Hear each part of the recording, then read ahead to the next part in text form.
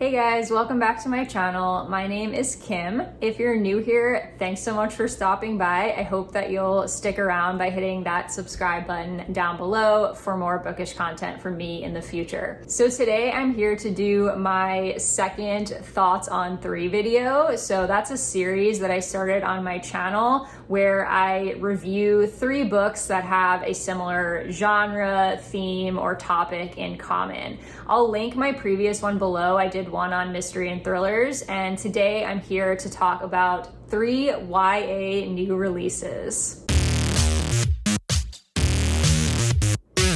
So I recently finished 3 YA new releases, and I'm gonna kind of just talk through my thoughts on all of them. I'm gonna keep this spoiler free, but if you guys are interested in spoilery reviews in the future, definitely let me know in the comments because I'm happy to do that, but I just want to keep this accessible to everyone, even if you haven't read the book. So the first book that I read was The Black Kids by Christina Hammonds Reed.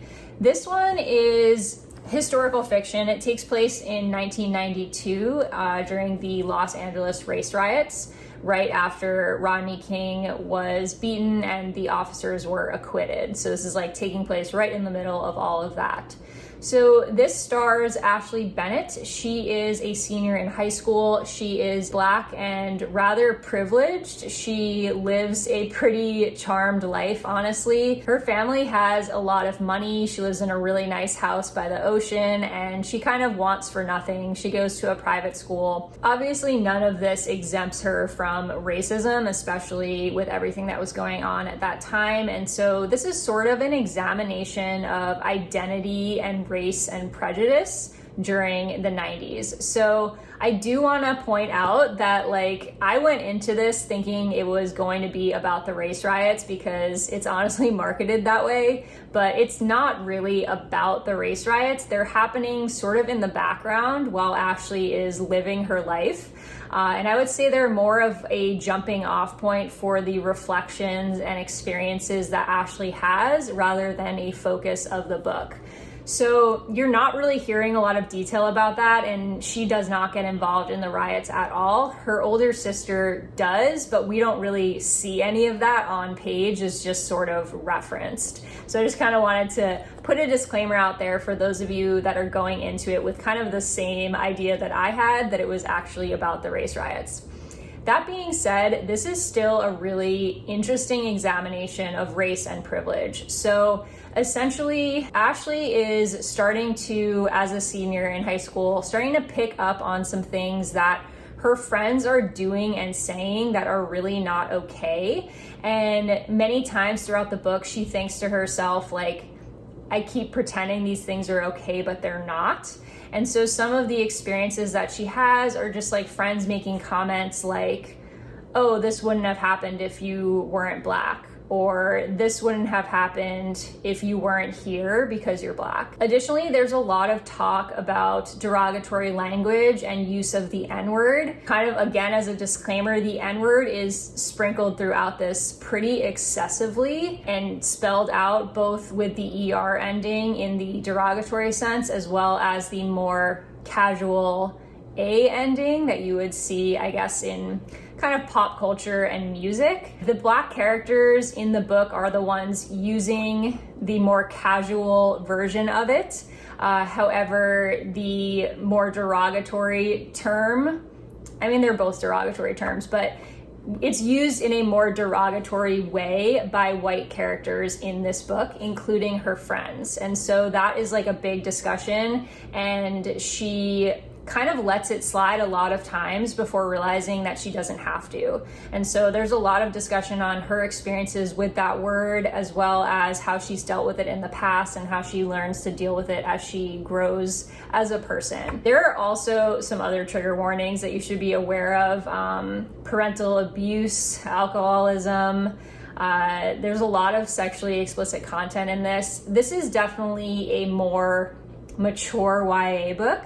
I did have a couple of 8th graders read this year, and they weren't really bothered by the content, but they happened to be a pretty mature group. So I think that I would say if you are a teen, or you're recommending this to a teen, to kind of keep that in mind, that this is definitely for older YA readers, because there is a ton of language, like so much language, lots of F-bombs, and just a lot of excessive bad language, as well as some pretty sexually explicit content, at least for a YA book. Like, I'm sure this doesn't compare to like a smutty romance by any means, but I think like for a YA book, this felt pretty explicit to me. I kind of wish that it wasn't explicit, because I feel like this brings up so many great topics of race and privilege that could be appreciated and explored by younger kids. Like, I wish I could hand this to every 8th grader, because I really think they could get a lot out of the topics that are explored, but I don't think that most 8th graders are mature enough to handle the content. And I would be hesitant to hand just any 13 or 14-year-old this book because of the more explicit content. So honestly, like, if it were up to me, which it's obviously not, I would want to like remove some of the more explicit content from this, because I really don't think it was necessary. I think a lot of the language and the more sexual references could have been removed, and it wouldn't have changed the plot, because they're not really relevant to what's happening. They're just kind of there to like, I don't know, they're like extra things that are included in the plot, and they're not necessary to moving the plot along. And so like, I think this author might have fallen into the trap that I find a lot of YA authors fall into, which is that they don't actually know how teenagers talk. And I spend a lot of time around teenagers, and so I feel like a lot of times when you get something like this, where it's almost excessive in its use of slang and bad language, it's kind of like the author's trying to over exaggerate the fact that they're teenagers. Like, I know a lot of teenagers, and I don't think that most teenagers, you know, use bad language this excessively. I'm not under the illusion that teenagers don't curse. Like, I know they do, but like, this felt excessive. Like, I as an adult don't curse this much, and I can't imagine that every teenager talks like this. But anyways, I just feel like a lot of that could have been taken out, and this would have been accessible to younger audiences, and I kind of wish it was, because I think there's really great conversations to be had. So there is the conversation of being a privileged Black person. So she is growing up in a privileged family. Her parents have worked very, very hard to give her this privilege, and because of that, her mom has certain expectations for how they act and for their reputation. And you see that the mom, as well as Ashley, kind of fall into that trap of thinking, and this is like literally stated in the text, thinking that they are the quote unquote good type of Black people, and that they're not like the Black people that are involved in the riots. And so there's like a very obvious social class separation, where they have removed themselves from what they believe to be the quote unquote bad Black people, and they think that they are better than them, essentially. Like, they are very concerned with their reputation as a good Black family, and they don't want to be associated with other Black people because they feel like they don't act that way. And there is even like a lot of conversation about this when the sister Jo, her older sister Jo, moves to a poorer neighborhood, a poorer part of LA, when they had grown up in this really like ritzy part of LA by the beach. And the mom makes all kinds of comments about how like she brought Jo up with all these opportunities, and how could she go live in such a dangerous neighborhood with those people. And like, there's a lot of kind of conversation about that, and I think it's really, really interesting, because I personally have not ever read a book that deals with race and has a privileged main character of color. And so I thought this was a really interesting perspective of racism. Additionally, when they're leaving, this isn't really a spoiler, this is like pretty early on in the story, but when they're leaving Jo's new place with her husband in this poor neighborhood, they see 3 young Black men that are being, boys really, they're teenagers, that are being held by the cops and like handled very roughly. And Ashley mentions like, shouldn't we help them? And her mom is just like, completely ignores what's happening and is like talking about Joe and how Joe is so ungrateful and everything. And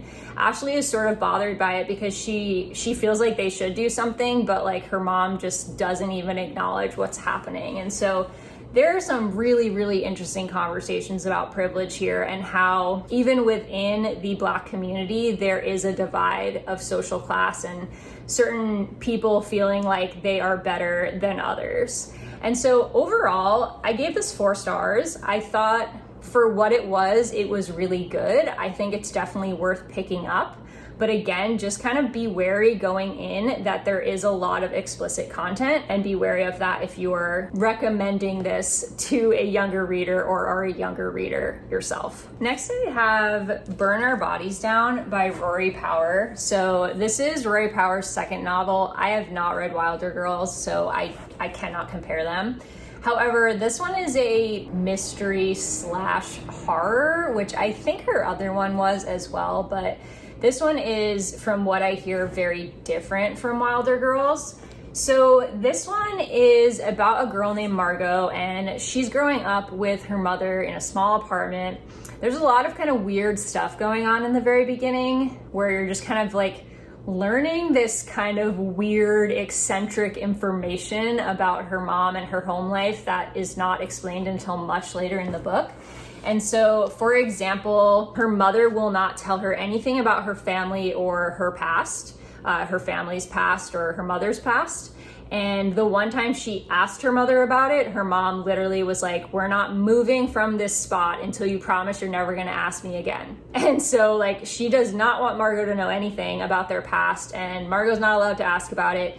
Additionally, she has Margot light a candle every morning, and like Margot's not allowed to let the candle go out. Like they can't even open the windows because it might blow the candle out. This is all like in the first couple of chapters. And so there's like weird stuff going on from the beginning. My initial guess when I started reading this book was that it was something supernatural, like they were witches or there was some sort of like curse on them. I won't tell you if I was right or not, but that was kind of my initial feeling when I started reading this. As the story goes on, we start to learn more and more about this kind of mystery that's tied to her family. Again, early on in the story, she finds this photograph that ties her family to this city called Faline, which is a couple of hours away from where they live. And so she goes to her grandmother's and she tries to figure out what's going on and what their past is and why the mom left. That's sort of the premise for the story. And so there is definitely a lot of mystery and intrigue and unexplained things that are happening throughout the story that keeps you turning the page. I really, really enjoyed Rory Power's writing style. Again, this is my first book by her, but now I'm pretty amped to pick up Wilder Girls because I really enjoyed her writing. It's just very lyrical while also being accessible. Like, I don't generally like writing that's too flowery because I feel like it gets in the way of the plot and I have a hard time getting into it. But in this case, I felt like her writing was a little bit flowery and very lyrical. Like she uses things like repetition and like figurative language to kind of spice up her writing, but it's not excessive. Like it's still really easy to read and very fast moving. Again, obviously it's YA, so YA is always going to be a little bit more fast paced and easier to read, but I still felt like her writing in particular was super flowy and easy to get into. Like I felt really engaged in the plot almost immediately. So the thing that kept me going with this book was the mystery. I wanted to know what was going on. I wanted to understand all of these weird things that were happening and how they connected, because as the story goes on, you're like learning more and more things. And there are basically like 2 events. One that has happened in the past and one that happens as soon as she gets to Faline, and they are somehow tied together. And the grandmother and the mom will not tell her anything at all. So like, because you're in her shoes and you're kind of like following her throughout the story and she knows nothing and no one will tell her anything, you also know nothing. So I really like could not put this down. I kept turning the pages because I wanted to know what was happening. I was super intrigued by the mystery. That being said, I was disappointed with the ending. I won't tell you what happened, but I personally found the ending to be unsatisfying, and I felt like it was kind of a ridiculous explanation. I felt like there was so much buildup and there were so many great things happening in this novel that were so intriguing. Like, she really built this like puzzle that I really wanted to solve. But then we got to the end and the explanation was kind of just like, really? And it wasn't, I can suspend my disbelief. Like, I can totally suspend disbelief and get into something that's not realistic. But this was almost like ridiculous. Like, it was just kind of, I don't know, like it was just not a good explanation. It was like, kind of felt like a cop-out. It kind of felt like that was the best you could come up with, like as an answer to all of these things that were going on. I don't know. I personally found the explanation to be pretty lackluster, the like big reveal at the end. But I did enjoy the experience of reading this book. So in the end, I ended up giving this 4 out of 5 stars. The third YA new release that I read was Running by Natalia Sylvester. So I had never even heard of this writer before I picked this book up. I was looking for something that was going to represent important issues and like get the kids talking for book club, but was also like a newer book that they likely hadn't picked up. So I found this when I was searching for YA realistic fiction, like new releases, and I'm pretty glad I did. I enjoyed this book. So this is essentially about a girl named Rory, who is a Cuban American, and she's growing up with a politician father. So she's 15 in this book, and her father at this point is running for president. And so we kind of enter the story right at the end of this presidential race. It's, you know, I think months before the actual election happens. And so she's like really in it. And her father's election is causing a lot of turmoil in her life. And so a lot of things kind of happen to her because of the election. Her father is kind of like pushing her to be involved in the election. She's being asked to speak up at interviews, but then being handed flashcards of what she should say. At one point, like the campaign manager decides she should be more opinionated, but then goes ahead and tells her what her opinions are. And so she's like really just being used as a prop in her father's election. And to be honest, he's not a very good guy. And in addition to that, people are very invested in her life now that she is like the daughter of a presidential candidate. So lots of things happen that invade her privacy, and she's understandably very upset and does not want to be involved. And she also feels like her father is making decisions that she doesn't agree with. So over time, as she learns more and educates herself on her father's political beliefs, she also realizes that she doesn't agree with his political beliefs as well. And so this is the story of her not only like coming into herself as a person, but also her realizing that you can love someone and also disagree with them and not support them. It's an interesting look at politics. It's an interesting look at a father-daughter relationship.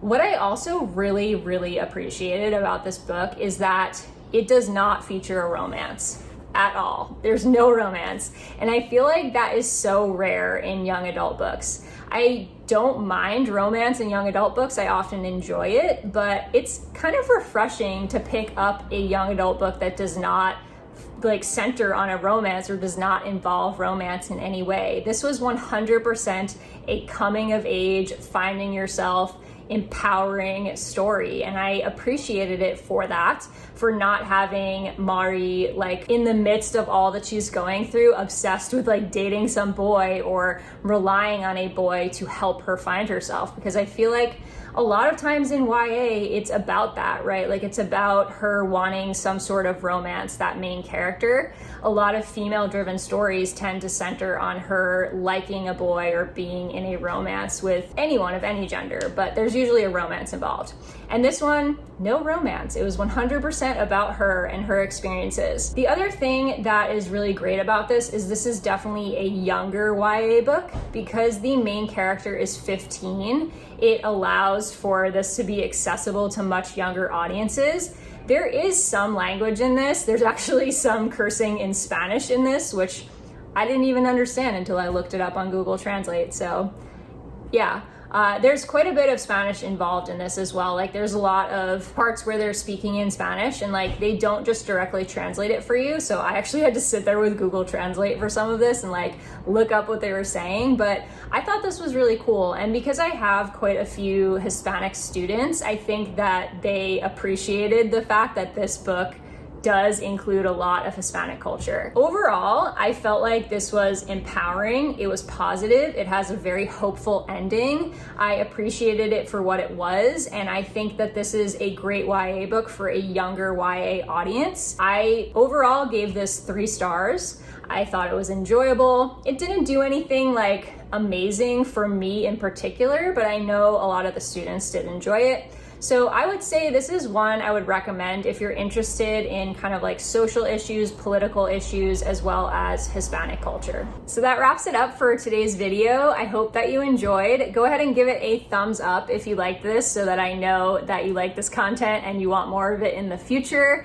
Let me know in the comments if there are any thoughts on 3 ideas that you would like me to cover, topics, themes, or genres that you'd like me to do in future videos, as I would love to hear your ideas. I will see you guys in the next video.